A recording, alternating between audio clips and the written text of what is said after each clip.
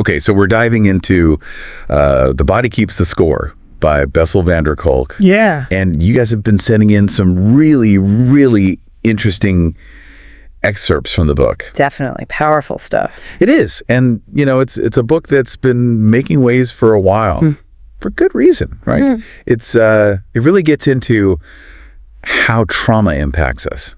It does. Way beyond just bad memories. Right. Way beyond just remembering something bad happened. Right. It gets into, how our bodies are actually holding on to these experiences. Yeah. And I think we've all had moments where we kind of react. Oh, totally. In a way that feels a little out of proportion to what's actually happening. Yeah. Like, why am I so upset about this little thing? Yeah, exactly.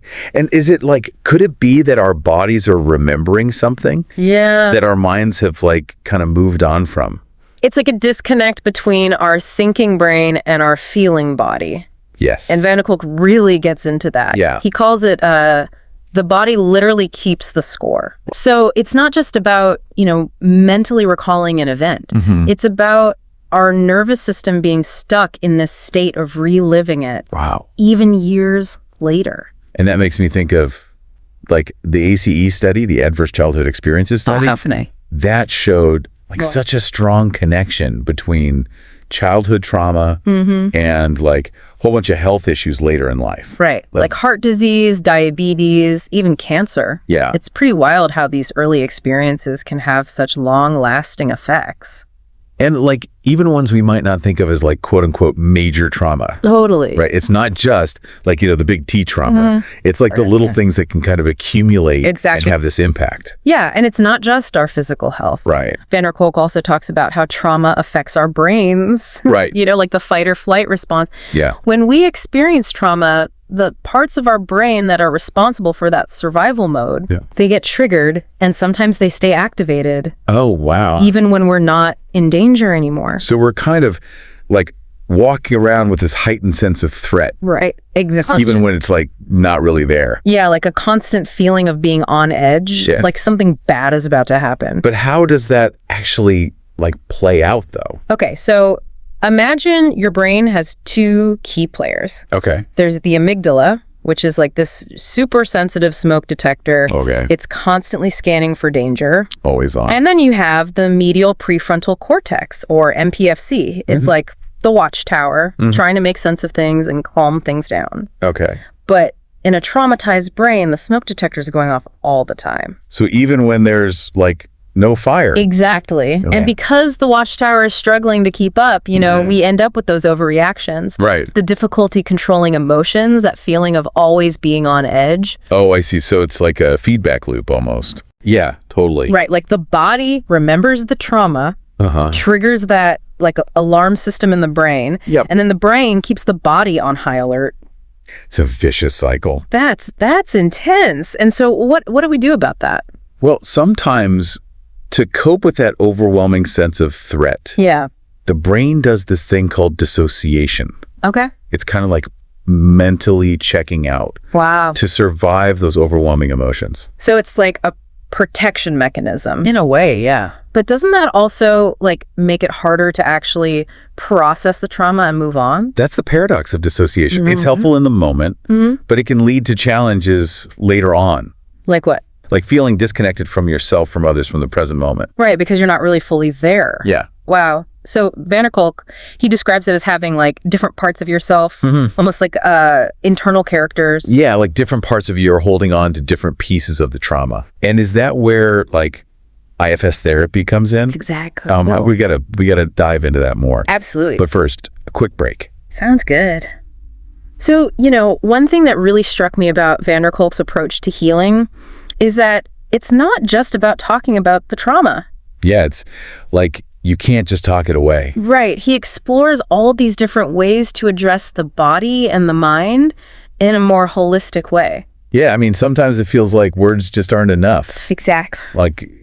To express the depth of what we've been through. It's there's this disconnect between the feeling part of our brains and the language part. Yes, totally. And he actually references Helen Keller, who described language as a gateway to selfhood. But he also acknowledges that words can sometimes fall short when it comes to trauma. Right. So if talking isn't always enough, what are some of these other pathways to healing? Well, one approach that's gaining a lot of traction is EMDR. Oh, yeah. Eye movement desensitization and reprocessing. Way. I've heard of it, but I'm not really sure how it works. So basically, EMDR uses bilateral stimulation, like eye movements, taps, or sounds, to help the brain reprocess traumatic memories, but in a way that's less overwhelming and more integrated. So it's helping the brain make sense of those fragmented memories and sensations. Exactly. Yeah. It's kind of like guiding the brain to create a more coherent narrative of the experience. Like editing a film to make it less jarring. That's a great analogy. Okay. And the research on EMDR is really promising. Oh, yeah. Yeah, studies have shown it's highly effective in treating PTSD symptoms. Wow. Even more so than some medications. So it's not just managing the symptoms, it's like actually helping people process the trauma. Yes, exactly. That's incredible. Yeah, and it's not just high-tech stuff. Right.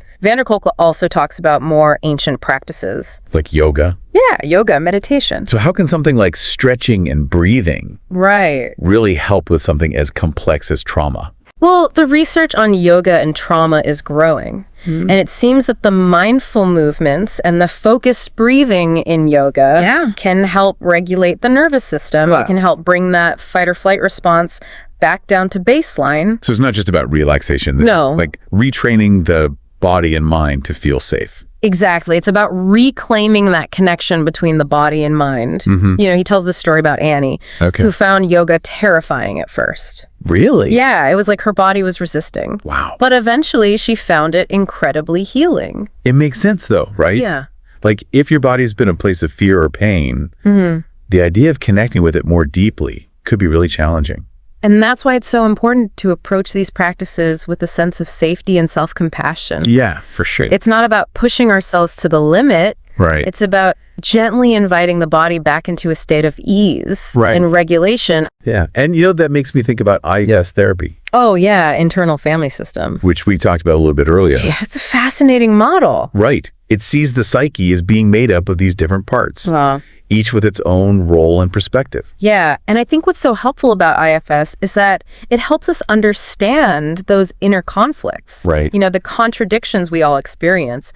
Instead of seeing them as flaws, we learn to appreciate them as different aspects of ourselves that develop to protect us. So it's not about silencing those parts or getting rid of them. No. It's about learning to listen to them. Exactly. Understand their purpose. Yeah. Integrate them. Integrate them into a more cohesive sense of self. Right. You know, for example, someone who grew up in a chaotic or abusive environment might have a manager part that's always trying to control everything. To avoid that chaos. Exactly, yeah. Makes sense. And this might show up as being a workaholic.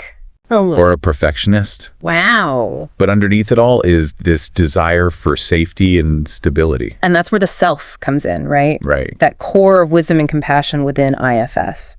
Yeah, it's about accessing that deeper sense of self that can hold and integrate those different parts with understanding. It's beautiful, really. It is, yeah. It's like creating internal harmony instead of fighting this internal battle. I love that. Yeah, and it makes me wonder about other approaches that work directly with the brain.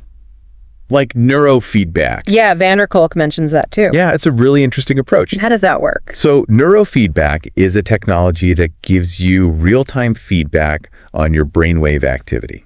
It's kind of like biofeedback for the brain. Oh, interesting. And the idea is that by becoming aware of those patterns, you can learn to shift them towards a more balanced and regulated state. So if someone's constantly in that heightened state of anxiety or hyperarousal, neurofeedback could help them train their brain to calm down. Exactly. Wow.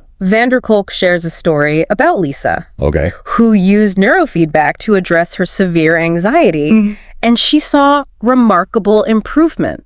So it's like rewiring the brain to break free from those trauma-induced patterns. It's really quite amazing. It seems like there's a real shift happening in how we understand and treat trauma. Yeah. It's not just about talking about the past. Right. It's about addressing the body, the nervous system, the brain. Yeah, all of it. In this more holistic way. Exactly. And that opens up so many possibilities, right? It does. For healing and transformation. And you know, Kolk even explores the power of theater in his book. Theater? Yeah. That's interesting. Right. I wouldn't have immediately connected theater with trauma healing? Well, think about what theater involves. Okay. It's about stepping outside of yourself, Uh-huh. trying on different roles, Right. expressing emotions in a safe environment. For trauma survivors, Yeah. it can be a powerful way to reclaim their voice, Right. to explore their experiences, Yeah. to rewrite their narrative. It's like a safe space to experiment with emotions and identities, Exactly. to process the past and imagine new possibilities. And there's that element of collaboration and community. Right. Which can be so healing, Absolutely. so powerful. Yeah. Healing doesn't have to happen in isolation. Connecting with others, Yeah, right. sharing stories, Yeah. creating something beautiful together. It's so important. It is. And that kind of brings us to a bigger question. Okay. How do we address trauma on a collective level? That's a big one. Right. If trauma impacts not just individuals, but like whole communities and societies, Yeah. what does healing look like on that scale? Well, that's where Kolk's work gets really thought-provoking. Yeah. He talks about the impact of collective trauma. What happens after a war, Yeah. a natural disaster, or even like systemic oppression. Right. It's about recognizing those shared wounds and creating spaces for truth-telling, Okay. acknowledgement, Yeah. reconciliation. It's like expanding the circle of healing almost. Yeah, from the individual to the community to the world. And it requires us to look at the systems and structures too, right? Absolutely. That contribute to trauma in the first place. He uses the example of the South African Truth and Reconciliation Commission Oh, wow. as a model for collective healing. Interesting. It wasn't just about punishment. Right. It was about acknowledging the harm, fostering forgiveness, and working towards a more just and equitable future. That seems like such difficult work, though. It is. It's not easy, Yeah. but it's essential if Yeah. we want to break those cycles of trauma Yeah. and create a world where everyone can feel safe, connected, and empowered to heal. Yeah, it takes a deep commitment, doesn't it? It does. To empathy and understanding and a willingness to face some really difficult truths. That's the key. It's been quite a journey with this deep dive into The Body Keeps the Score, Yeah, for sure. exploring all these different aspects of how trauma can impact us. Definitely. And also these different pathways to healing. Yeah, and I think what's so powerful about Kolk's work is that he doesn't shy away from the darkness, but he also shines a light on the incredible resilience of the human spirit. Yeah. And the transformative power of healing. And I think, one thing that I keep coming back to is this idea of agency. Oh, yeah. Trauma so often robs people of their sense of control. But a lot of these approaches that we've been talking about seem to be about like reclaiming that agency. Right. Whether it's through understanding those internal parts or, retraining our nervous systems or finding creative expression. It's about remembering that we have choices. Yeah. We have tools. We have the capacity to heal. So as we kind of wrap up this deep dive, I'm curious, what stands out to you the most from all of this? What really resonates with me is the interconnectedness of it all. Yeah. Trauma affects us on so many levels, Right. from our brains and bodies to our relationships and community. Everyone's connected. Yeah, and that also means that healing can happen on all those levels too. That's a good point. And it makes me think about like our responsibility to each other, Oh, absolutely. right? If we understand how trauma can have these ripple effects, Yeah. we can also become more aware of how our actions, big and small, might be impacting others. Right, and that's how we start to create a more trauma-informed world. Yeah. It's about cultivating empathy and compassion, a willingness to really listen to each other's stories. It's a journey, isn't it? Yeah. Not a destination. It is, yeah. And maybe the most important thing is to just keep learning, keep exploring. Keep reaching out for connection and support. And, healing isn't always linear. Right. There are going to be ups and downs, twists and turns along the way. For sure. But even in those moments of struggle, there's strength to be found in simply acknowledging, like, I'm still here, I'm still trying, and I'm still worthy of healing.